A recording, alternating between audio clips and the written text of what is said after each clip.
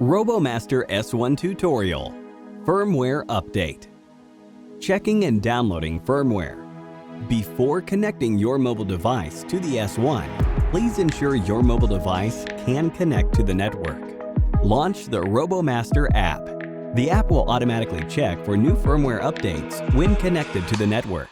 If you are using Wi-Fi, the firmware package will be downloaded automatically. If you are using a cellular data network, a prompt will pop up to alert you to any available firmware. Tap Download to enter the download page.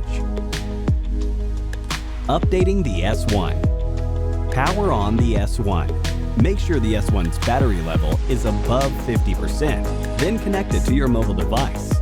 After your mobile device is connected to the S1, a prompt will appear on the app alerting you to any available firmware updates.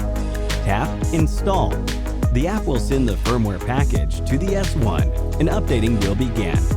Do not power off the S1 during the update. This process takes about 20 minutes. The S1 will restart automatically during the update. Please check the gimbal armor LED status during the update. Update complete. When the S1 says Update complete and the armor LED blinks blue, the update is complete. You can now reconnect the S1 to your mobile device. You can also go to Settings, System, and Firmware Update menu to update the firmware. Thank you for watching.